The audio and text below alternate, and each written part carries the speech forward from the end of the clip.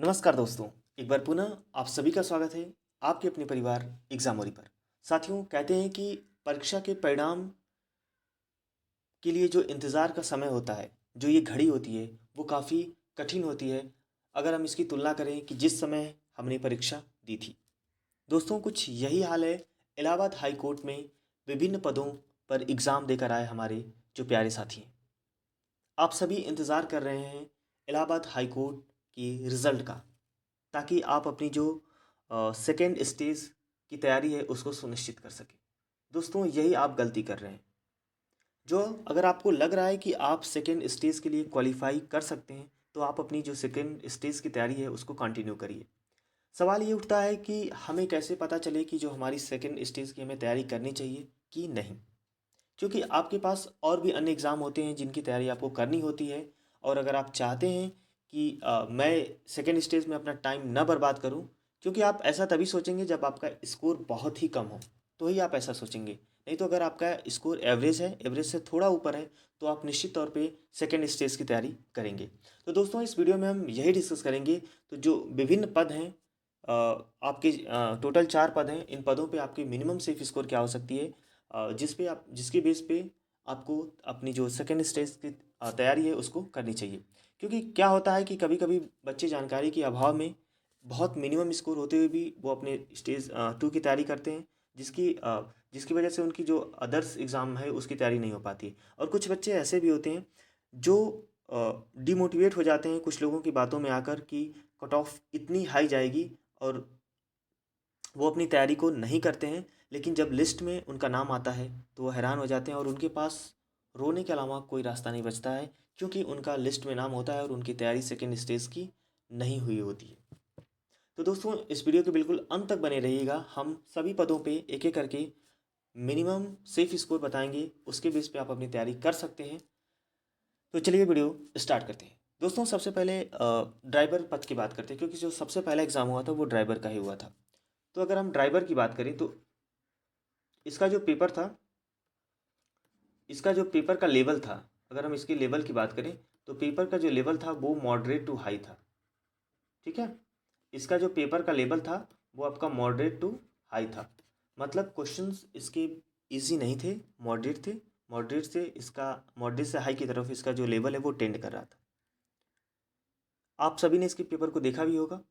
अमूमन इस तरीके से प्रीवियस ईयर पेपर इसके ऐसे नहीं हैं। मतलब जो प्रीवियस ईयर एग्ज़ाम कंडक्ट कराए जाते थे, इस टाइप के पेपर वहाँ पे नहीं बनते थे।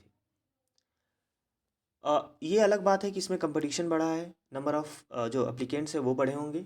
लेकिन पेपर का जो लेवल है ना, टाइम तो वही है, पेपर का लेवल जो है ये खेल करता है। क्योंकि आप एग्ज़ामिनेशन सेंटर के बाहर इस पेपर को ईज़िली सॉल्व कर सकते हैं, लेकिन जब आप एग्ज़ाम में होते हैं तो आपके ऊपर तमाम तरीके की जो कह सकते हैं कि बोझ होता है। बोझ नहीं कह सकते, जैसे आपका टाइम का प्रेशर होता है, प्रेशर दबाव कह सकते हैं, प्रेशर होता है। जैसे आपके पास टाइम का प्रेशर होता है, आप विद इन टाइम जो क्वेश्चंस होते हैं, कभी कभी सही क्वेश्चंस को आप गलत कर जाते हो। यहाँ पे बबल्स फिल करने होते हैं आपको, लेकिन बहुत सारे बच्चे बबल्स भी गलत फिल, ऑफलाइन कह सकते हैं कि ऑफलाइन पेपर का ये डिमेरिट भी होता है। बबल्स फिल करने में आपने गलती कर दी होती, तो इस तरीके से तमाम बहुत सा ऐसी सारी चीज़ होती हैं। सबसे मेन होता है वो टाइम। तो विद इन टाइम आपको वो क्वेश्चन पेपर सॉल्व करना, वो सबसे बड़ी बात होती है। ठीक है, बाहर आप कुछ भी कर सकते हो, और बाकी आप फेंकने को आप कुछ भी फेंक सकते हो, क्योंकि हमारे देश में फेंकने वालों की कमी नहीं है। तो आप फेंकने को कुछ भी फेंक सकते हो। लेकिन जो बच्चे एग्ज़ाम दे के आए हैं उनको इसकी हकीकत पता है, और वो अपने आंसर की भी मिलाए होंगे, उनकी भी वो अपना जो स्कोर है वो जानते हैं अच्छे से कि उनका स्कोर कितना बन रहा है। मैं कुछ बच्चों की बात नहीं कर रहा हूँ, बहुत सारे कुछ बच्चे ऐसे हैं जो कि काफ़ी एक्स्ट्रॉर्डिनरी होते हैं और उनके स्कोर हर एक एग्ज़ाम में काफ़ी अच्छे आते हैं। ठीक है, तो ड्राइवर का जो लेवल था पेपर का वो मॉडरेट टू हाई था। उसके बाद आपका स्टेनो का पेपर हुआ था, स्टेनोग्राफर। इसका जो लेवल था, अगर इसके हम लेवल की बात करें तो कहीं ना कहीं ये भी सेम था, मॉडरेट टू हाई था। ये भी पेपर आपका मॉडरेट टू हाई था। ठीक है, स्टेनो का भी।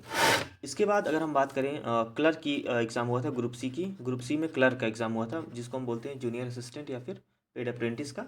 तो इसके अगर एग्ज़ाम लेवल की बात करें तो कहीं ना कहीं इसका जो लेवल था वो मॉडरेट था। ठीक है, इसका जो पेपर था वो मॉडरेट था, क्योंकि ज़्यादातर जो इसमें लेवल जो चेक किया जा रहा था वो मैथमेटिक्स के ग्राउंड पे चेक किया जा रहा था। बाकी सब कहीं ना कहीं थोड़ा थोड़ा मिलते जुलते थे, लेकिन कहीं ना कहीं जो मैथमेटिक्स का लेवल था उसी ग्राउंड पे इस पेपर का जो डिफ़िकल्टी लेवल है वो चेक किया जा रहा है। तो क्लर्क वाले जो एग्ज़ाम था उसमें जो मैथमेटिक्स का सेक्शन था वो कहीं ना कहीं मॉडरेट लेवल का था। बाकी सब अमूमन सेम तरीके से थे, थोड़ा बहुत आगे पीछे था, तो वो चलता है उतना। इसके बाद आपका ग्रुप डी का एग्ज़ाम था। हालांकि ग्रुप डी का एग्ज़ाम क्लर्क से पहले हुआ था। तो ग्रुप ग्रुप डी के एग्ज़ाम में आपका जो लेवल था वो इजी टू मॉडरेट था। ठीक है, वो इजी टू मॉडरेट था। ग्रुप डी का जो आपका लेवल था एग्ज़ाम का वो इजी टू मॉडरेट था। तो इसी बेस पे हम एक सेफ स्कोर डिस्कस करेंगे आगे कि आपका सभी पदों के लिए सेफ स्कोर क्या हो सकता है। ठीक है, चलिए देखिए, आप सभी को पता है कि स्टेज टू में जैसे अगर हम क्लर्क स्टेनो की बात करें तो या फिर अगर हम ड्राइवर की बात करें तो कहीं ना कहीं लगभग 5 से 6 गुना बच्चों को बुलाया जाता है, जैसा कि पिछला रिकॉर्ड रहा है। जैसे अगर क्लर्क की बात करें तो मिनिमम आपके 6,000 बच्चों को बुलाया जाएगा। स्टेनो की बात करें तो वहाँ पे भी आपको कहीं कहीं ना कहीं 5500 से लेकर 6,000 बच्चों को बुलाया जाएगा। इस तरीके से स्टेज टू में काफ़ी संख्या में बच्चों को बुलाया जाता है। तो आप बिल्कुल भी निराश मत होइए। जो स्कोर आपके साथ स्क्रीन पर भी शेयर किया जाएगा, अगर आपके इतने स्कोर बन रहे हैं, मैं यहाँ पे सिर्फ और सिर्फ जनरल की बात करूँगा। बाकी जो बच्चे हैं, जितने भी अदर्स कैटेगरी हैं, वो अपनी उससे थोड़ा थोड़ा नीचे अपनी आप अंदाज़ा लगा सकते हैं। नहीं तो आप मेरा प्रीवियस वीडियोज़ जो हैं वो जाके देख सकते हैं। यहाँ पे मैं जनरल की बात करूँगा सिर्फ, क्योंकि उसी के ग्राउंड पे आप सब अपना डिसाइड कर लीजिएगा। ओके, तो सबसे पहले हम ड्राइवर की बात करें। अगर आपने ड्राइवर पद के लिए एग्ज़ाम दिया है तो अगर आपके स्कोर हैं जनरल के, अगर आपके जनरल में आपके स्कोर 68 प्लस है तो आप अपनी जो स्टेज टू की तैयारी है उसको ज़रूर कंटिन्यू रखिए। इसके बाद स्टेनो का आता है। स्टेनो की बात करें, क्योंकि टाइम कम है तो मैं जल्दी जल्दी यहाँ पे कवर करने की कोशिश करूँगा। स्टेनो में जो जनरल की सेफ स्कोर हो सकता है मिनिमम, वो आपका 63 प्लस, 63 से 65। यहाँ पे मैं इसको अमेंड कर देता हूँ कि 63 से 65 अगर आप इसके बीच में आपके बन रहे हैं स्कोर, तो आप जो है कि अपनी स्टेनो की जो स्किल है उसकी तैयारी आप ज़रूर करिए, क्योंकि इससे ऊपर जाने की बहुत कम चांसेस हैं। ठीक है, तो इतने अगर आपके जनरल की मैं बात कर रहा हूँ, OBC, EWS, SC ST, women इससे नीचे ही रहेगा, है ना। मैं जनरल के विषय बात कर रहा हूँ। उसके बाद अगर हम बात करें क्लर्क क्लर्क की अगर हम बात करें तो अगर आपके जो स्कोर हैं वो 70, अब आपके जो स्कोर हैं वो 68 टू 70 के ऊपर हैं। क्लर्क की मैं बात कर रहा हूँ, आप इस पर थोड़ा गौर फरमाइएगा। 68 टू 70 के प्लस है आपका स्कोर है, तो आप ज़रूर अपनी जो टाइपिंग है उसको कंटिन्यू रखिए, क्योंकि जब लिस्ट में आपका नाम आ जाएगा तो फिर आपके पास पछताने के अलावा कोई रास्ता नहीं होगा। ठीक है, क्योंकि पेपर इतना भी ईजी नहीं था कि, हाँ कुछ बच्चे ज़रूर किए हैं 80 85 प्लस, सब किए हैं, ऐसा नहीं है। बहुत कुछ बच्चे से इतना स्कोर ज़रूर किए हैं, लेकिन ऐसा नहीं कि सब किए हैं। ठीक है, तो वो कुछ बच्चों में गिने जाते हैं, सब नहीं। तो क्योंकि जो कट ऑफ होती है ना, हमेशा एवरेज और जो टॉपर होते हैं उनके बीच की बनती है। ना एवरेज की बनती है ना नीचे वालों की बनती है, एवरेज और टॉपर के बीच की कट ऑफ बनती है। तो कहीं ना कहीं 68 टू 70 प्लस अगर आपका स्कोर है तो आप इसमें ज़रूर सेफ हैं और अपनी नेक्स्ट स्टेज की तैयारी ज़रूर कर सकते हैं। इसके बाद अगर हम बात करें दोस्तों, आगे हम बताएंगे कि आपका जो रिज़ल्ट है वो कब तक आ जाएगा। बिल्कुल वीडियो के अंत तक बने रहिएगा।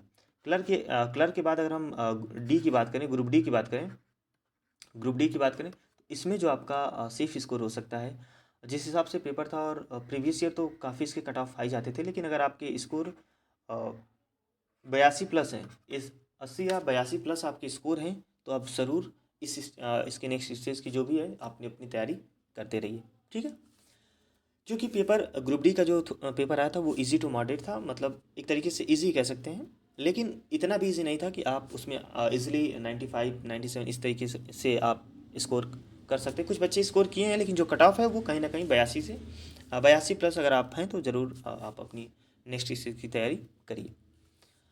दोस्तों, अब रही बात कि इसका जो अ, कब इसका जो रिज़ल्ट है वो कब डिक्लेयर किया जाएगा।